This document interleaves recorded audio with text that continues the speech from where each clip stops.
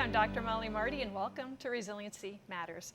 What if you could learn about developing a culture of excellence? Would you spend the next 28 minutes with us?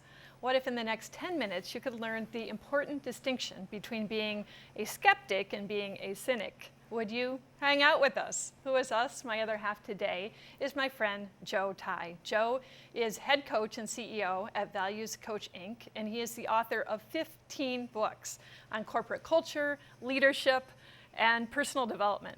Welcome, Joe. Thank you, Mollie. I am so Happy excited. to be here. We are very fortunate to have you here, and I know we'll cover a lot of ground quickly. So, what is disengagement? Why does it matter? How does it show up? First, why does it matter? The Gallup organization has actually done research on the impact of disengaged workers in the workplace, and they estimate it costs our economy at $500 billion, $500 billion a year. At an organizational level, when people show up disengaged, when they're not bringing their best selves to work, it has an impact on customer satisfaction and healthcare patient satisfaction. Safety problems crop up because people who are disengaged aren't really paying attention, they're not doing their best.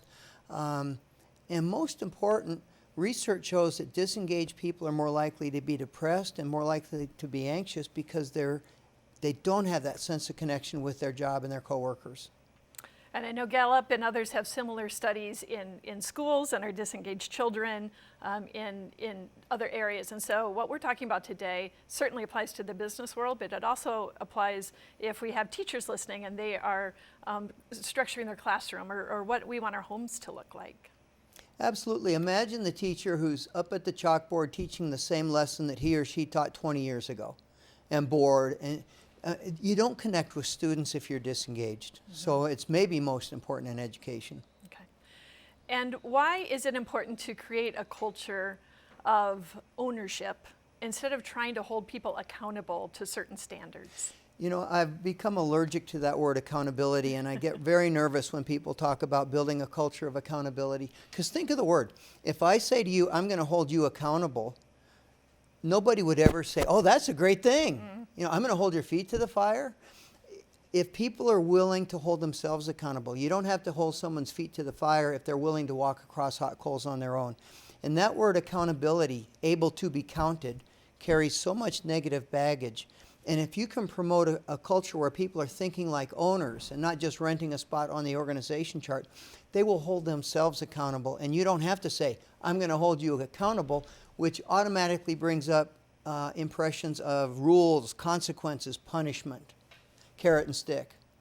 I've heard you say often that we don't take care of rental cars the way that we take care of cars we own. Yeah, whoever checks the oil in a rental car? Yeah.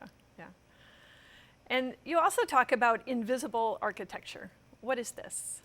Well, you know, in fact, we've worked with a lot of organizations. They build a brand new building and they expect everything's going to be great, customer satisfaction, patient satisfaction in a hospital, and actually things get worse. And they get worse because you create higher expectations with this beautiful new building. You move in the same old culture, the same old values, the same old workplace attitude, and the gap between higher expectations and the same old experience actually gets bigger. And invisible architecture, we challenge organizations to actually create a cultural blueprint where the foundation is your core values, what you stand for. The superstructure on that foundation is culture, the personality, the character that you want to cultivate in your organization, and the interior finish is attitude in the workplace. And you should be just as careful about creating that blueprint as you are creating the blueprint for the architecture that you can see, because it's actually more important when it comes to the things that really matter. And where does addressing emotional negativity fit in here? I've heard you compare emotional negativity to cigarette smoke. Well, it's a metaphor, but it is. You know, if you're hanging around people who are always whining, always complaining, talking about their coworkers behind their back, that is physically draining, it is emotionally draining, and it is antithetical to providing the great workplace experience for employees, and certainly antithetical to providing a great experience for your customers. And so a step toward, we don't consider cigarette smoke the same way that we used to. I remember being a passenger in a car with an uncle, puffing away. And so we've gotten a lot smarter with that. One fun way that you've come up with to kind of address that and make people aware of what this negative, toxic culture, the harm it can do, is your pickle pledge. Tell us a little bit about the pickle pledge. Sure. We call it the pickle pledge because people who are always whining look like they've been sucking on a dill pickle. And it's a simple promise. It says, I will turn every complaint, my head is killing me, into a blessing. Thank God for modern pharmacology. Or a constructive suggestion. First symptom of dehydration is a headache. I should drink some water. And when you start making that a personal commitment to yourself, it can be a life-changing thing. Instead of whining and complaining, how my flight was delayed, wah, wah, wah. You say, I got time to read a book. When enough people in an organization start to take it, you appreciate just how enervating it is to be around people who are always whining, always complaining, how instead of dealing with problems, they just complain about them. And we actually have a challenge now. We call it the Pickle Challenge for Charity. And we'll challenge an organization to take 1 week. People decorate pickle jars, they dress up, they sing pickle songs. And during that week, if you catch yourself whining or complaining, you're invited to put a quarter in a pickle jar. And all that money goes to charity. So far, we have had 42 hospitals, most of our clients are hospitals, take that. In their 1 week period, so those 42 hospitals have raised over $80,000 for charities. If we could get every organization, every person in America to do that for a week, we'd wipe out the national debt and be a much happier place to live and to work. I was going to say, you've seen a lot of consequences, positive consequences for these organizations as well, as people start to become more aware of their habit, really, of complaining or griping. Absolutely. We do. We start our projects with a validated culture assessment survey. And we ask questions about the level of toxic emotional negativity. And then we'll do a follow-up 6 months or 9 months later. And we have seen dramatic reductions just by people becoming more aware. Just like you wouldn't put up with somebody lighting a cigarette. Mm-hmm. People say, would you please stop whining? Don't talk about people behind their back. We don't do that here. Excellent. So what is the difference between being skeptical and being cynical? That is a great question, because we use those terms interchangeably. I love working with skeptics. They ask tough questions like, how much is this going to cost? Is it going to work? How do we know it's going to work? What if it doesn't work? Those are valid, legitimate questions that deserve a thoughtful answer. And in my experience, even when the answer is we don't know, the skeptics get on board. The cynics don't want you to succeed. They'll ask the same questions, but the answer they want is one that allows them to undermine it, to be passive-aggressive. Excellent. Well, this is taking us to tool number 1, and we'll be back with more Joe Tye. Your first tool, instead of putting your energy into holding people accountable, focus on growing ownership and inspiring others to perform at the highest possible level. The importance of personal values. Stay tuned.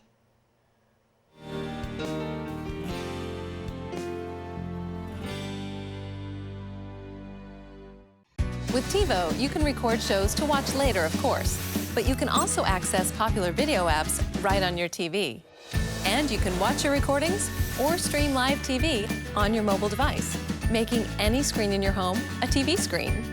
TiVo's free app even lets you schedule your recordings when you're not at home. Seriously, you have to watch this show. Don't mind if I do. With TiVo, you'll never have to miss a thing. For special offers on TiVo, call 888-SIMPLIFY. When you download the Mediacom Connect mobile care app, you can troubleshoot issues, look at your data usage, pay your bill, get appointment reminders, and even schedule a time for us to call you without ever leaving the couch. It's like having your own customer service agent. Remember, your TiVo install is tomorrow.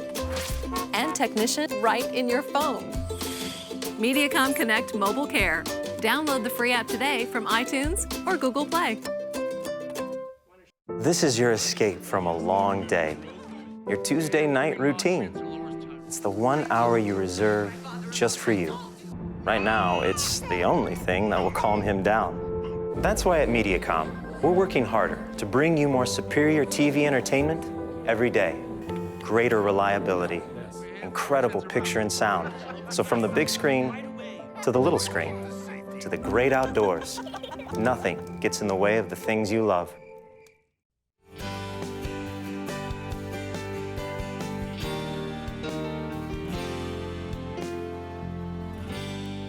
Hi, I'm Dr. Mollie Marti, and welcome back to Resiliency Matters. We are speaking with Joe Tye about corporate culture, organizational culture, really with broad implications, and moving into why is it important to help people clarify and act from their personal values? Well, there are a lot of reasons, but most important, in my experience, most people really have not thought about what those values are. You ask someone, what are your values, and they struggle with the question. They haven't thought about, how would I make a decision if I could honor one value or another, but not both? And that often happens, conflicting values. And if you haven't thought about it ahead of time, if you're not looking at how your values are reflected in your checkbook register, your calendar, your relationships, you run the risk of making bad decisions. On the other hand, when you're guided by your values, you're much more likely to set big, ambitious goals and really want to make a difference in the world. Excellent. Well, you do such a great job at Values Coach Inc. to frame up a lot of this work for people and to give them tools. And one of these tools, which I really love, is your self-empowerment pledge, which is a promise for each day of the week. So let's go through those. The first day of the week is the responsibility promise. What is this? The responsibility promise says, I will take complete responsibility for my health, my happiness, my success, and my life, and I will not blame others for my problems or predicaments. I think of that as the don't be a victim promise. And what have you learned about accepting complete responsibility for our circumstances and outcomes? It is awful easy and is prevalent in our world today for people to be entitled and assume that they deserve something just because of who they are, and then to feel like they're a victim if they don't get what they want. And you hear it all, people complaining about having to wait in line.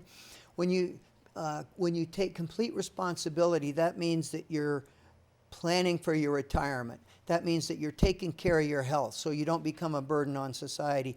It can be an absolutely life-changing promise. And the next promise is the accountability promise. Okay, and I want to be very clear, we're talking about personal accountability, not me holding you accountable. And it says, I will not allow low self-esteem, self-limiting beliefs, or the negativity of others to prevent me from being my authentic best self and from achieving my most important goals. So self-accountability. How can we get better at detecting and rejecting negative self-talk? Because often we're our own worst enemy. You know, we have a fun little game we teach people to play, because what negative self-talk is, it's telling yourself lies about yourself, bad lies, believing the lies, and then that lie becomes your reality. You're not good enough. You're not smart enough. Don't try that. You'll get rejected. You'll fail. And if you listen to that voice, you will act your way into being less than what you're capable of being. So we give people this fun little game. I call it the janitor in your attic. And we teach people how to visualize negative self-talk for what it is. It is mental graffiti. That's all it is. And then have a little cartoon character up here sweeping away the negative self-talk and replacing it with something positive. If you're going to lie to yourself, tell yourself good lies. I am smart enough. I will get this book done and people will like it. You're much more likely to achieve your goals by giving yourself good lies than by giving into the bad lies. Exactly. And you know, we say good lies, but really you're almost telling yourself a future story of your accomplishments, or a story of your future accomplishments. Sure, but what we're really trying to do is to create positive cognitive dissonance.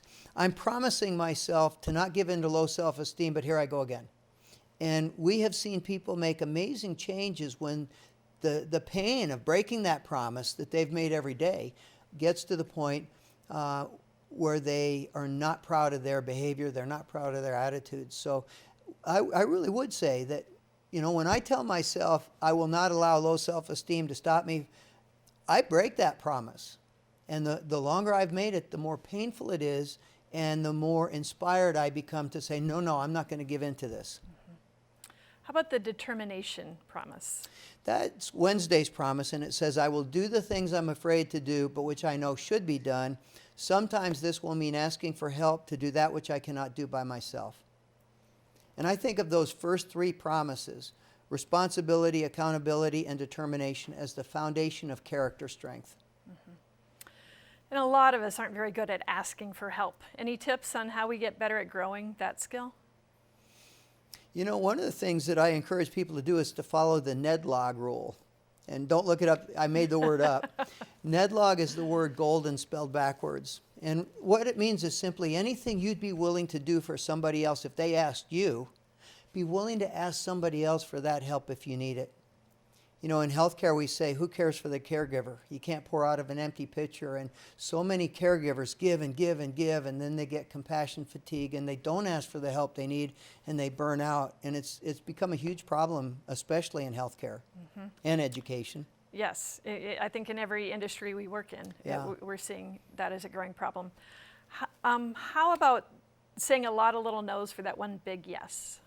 Okay, in our course on personal values, one of our core values is focus. And you know, we live in this ADD world where we're so drawn to so many different things. If you have a big goal, you want to write a book, you want to start a business, you have to be willing to say no to all the trivia, all the distractions. So you have a lot of little no's in order to give yourself that one big yes. And how about next is the contribution promise? Contribution promise is Thursday, and it says, I will earn the help I need in advance by helping other people now and repay the help I receive by serving others later. And, you know, to me, that's sort of proactive gratitude. You're being grateful now for the blessings of your life and in the future by honoring and serving other people now. And it's also talking about generosity. And we humans are social beings, right? Tribal beings. Talk about a practice of generosity. Well, I have a little game I play, and I encourage our students to play. I call it extravagant generosity in small ways. So you go to a breakfast diner, you get a $14 tip. Put $40 down under your coffee mug and walk away. For some single mom working 2 jobs, trying to support her kids, to get, what's the math, a $34 tip on a $24 tip on a $14, $16. We'll do the math at home. We'll do the math at home. When somebody gets an extraordinarily big tip, you make their day. And for you or me, it's not that we can afford that. Leave a $10 bill on the bed when you check out of a hotel room, and I promise you that person who's cleaning that room doesn't find many $10 bills sitting there waiting for her when she's done. Mm-hmm. So how have you seen this contribution promise or the practice of contributing almost serve as a natural antidote to a lot of the anxiety and depression that we see in our society? Well, think about it. Any support group, the fundamental premise of a support group is you go work with other people who are dealing with the same problem or worse, and for that 1 or 2 hours, you set aside your problem and you're helping those people. And you can't help but be less anxious, less depressed when your problems are outside the door and you're helping somebody else, probably somebody who is worse off than you. And when that becomes not just the 2 hours in the support group, but more and more of a personal all-day commitment, it makes it much easier for you to manage your ego, to manage your emotions, and to achieve your goals. Excellent. We're going to continue on the self-empowerment pledge when we come back, but I want to show our audience, how serious do you take this self-empowerment pledge, Joe Tye? Every day I wear 2 wristbands. I wear, today is Monday, I wear responsibility, and I wear determination every single day because I have to be determined to live the other promises. And if I forget, I have them tattooed on my wrist. So I've always got them there, all 7. Excellent. And that's part of why you're sitting in this chair, is you are a man who walks the talk, and I think that's so important.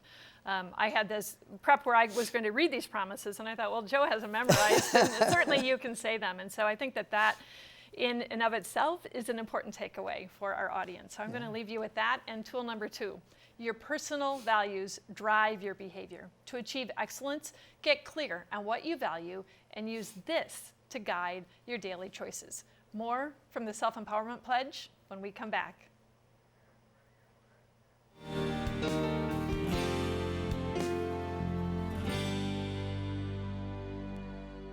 With TiVo, you can record shows to watch later, of course, but you can also access popular video apps right on your TV. And you can watch your recordings or stream live TV on your mobile device, making any screen in your home a TV screen. TiVo's free app even lets you schedule your recordings when you're not at home. Seriously, you have to watch this show. Don't mind if I do. With TiVo, you'll never have to miss a thing. For special offers on TiVo, call 888-SIMPLIFY. When you download the Mediacom Connect mobile care app, you can troubleshoot issues, look at your data usage, pay your bill, get appointment reminders, and even schedule a time for us to call you without ever leaving the couch. It's like having your own customer service agent Remember, your TiVo install is tomorrow. and technician right in your phone. Mediacom Connect Mobile Care. Download the free app today from iTunes or Google Play. This is your escape from a long day, your Tuesday night routine. It's the 1 hour you reserve just for you. Right now, it's the only thing that will calm him down. That's why at Mediacom, we're working harder to bring you more superior TV entertainment every day. Greater reliability, incredible picture and sound. So from the big screen to the little screen, to the great outdoors, nothing gets in the way of the things you love.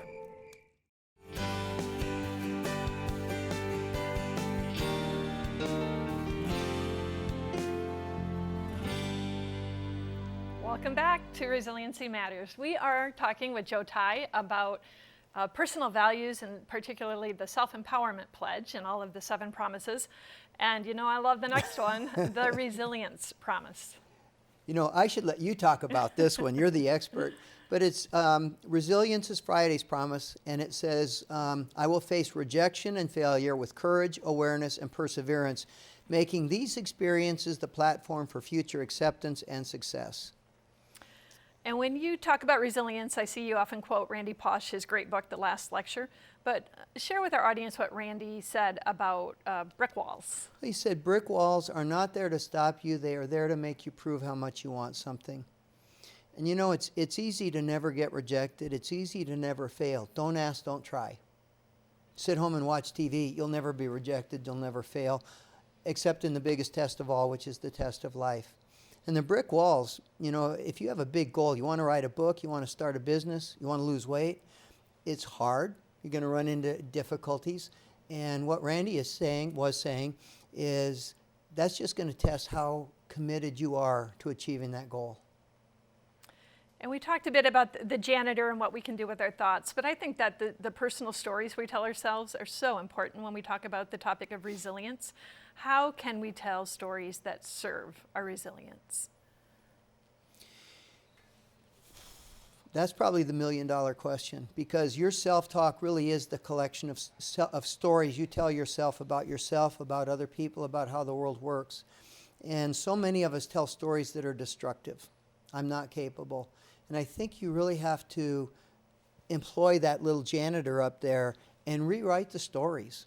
You know, every historian knows the past is what you choose to remember and how you choose to remember it. Historians of the Civil War from the North or the South have a different war.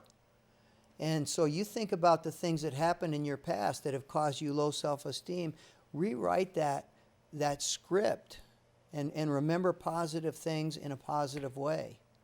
Change your story. Excellent. How about the perspective promise? Perspective, you know, bad things happen. Harold Kushner wrote the book, When Bad Things Happen to Good People. And it says, though I might not understand why adversity happens, by my conscious choice, I will find strength, compassion, and grace through my trials. You know, you think of the people who have changed the world. We really don't remember them because of what they did as much as we remember them for what they went through. You know, we think of Martin Luther King in the Birmingham jail, Florence Nightingale at the Scutari Barrack Hospital, George Washington at Valley Forge. It was those difficult, adverse situations that molded the characters that allowed them to change our world. And we all have that potential if we face our problems with courage and determination. Excellent. And the final promise is the faith promise. Okay. And faith is Sunday's promise, but it has nothing to do with religion. It has everything to do with faith we all need. And it simply says, my faith and my gratitude for all that I have been blessed with will shine through in my attitudes and in my actions. So with this faith promise, what is the importance of vision, and is that different than visualization? Well, I think of it as the noun and the verb. Visualization is the process of creating that mental picture. Vision is the mental picture, and it's an iterative process. Much like when an architect designs a building, they start out with a rough sketch. I'd like to write a book someday. And then they go to a more detailed design drawing. I'd like to write a book, but I want it to be a nonfiction book about how do you deal with difficult times. And then they get down to the construction documents. This is where the light bulbs go. I would like my book to be 25,000 words, and I really want to focus on how do you deal with life-changing adversity in a way that you come out stronger and you get your first chapter done. That's vision, visualization, the iterative process. Wonderful. You're out there in the field. What are you seeing? Because I'm seeing some of this change in our culture. We can talk about things now, even with organizational leadership, that would have seemed very soft or fuzzy even 10, 15 years ago. But the concept of joy and purpose and even using our personal values to drive organizational change. What are you seeing? We've been talking about this at least since Tom Peters wrote In Search of Excellence, like 40 years. Only in the last couple of years do I see people really taking it seriously. And you mentioned the word joy. You know, I think of the CEOs I used to work for. If I went in and said, we got to give people more joy, they'd have pounded the table and said, go home, let them get joy at home. They got to work harder here. Mm-hmm. And now, just last year, the Institute for Health Improvement came out with a white paper on improving joy in the healthcare workplace. And they said it's an imperative, not just for the employee experience, but for the patient experience and for quality of care. I think that's the case everywhere. You look at Southwest Airlines, a lot of joy in that airline, and they're the only successful airline in the business decade after decade. Well, thank you for all the work you're doing to keep chipping away at this wall that I'm doing as well. To wrap up here, tell us a little bit about your course, the Core Action Values course, and we're going to direct our audience to your website because there's so many resources there. Sure. You know, a question I started with more than 20 years ago is what are the values that are universal, because we really haven't thought about it. And I identified 12 values that no matter what your religious belief or non-belief, your politics, how you make a living, from authenticity, number 1, to leadership, number 12, these are universal values. And then for each value, I identified 4 cornerstones. How do you put action into the value? So we get a 60-module course. Wonderful. And we're going to share that with you now, but first up, here's tool number 3. When enough people make personal changes to be more emotionally positive, self-empowered, and fully engaged, they change the culture in positive and powerful ways. And like I said, we have the information that we have shown, so you can find the Self-Empowerment Pledge, the Pickle Pledge, and the Core Action Values Pledge. Thank you, Joe Tye, for all you shared with us today. And thank you for joining us on MediaCom MC22, your local program.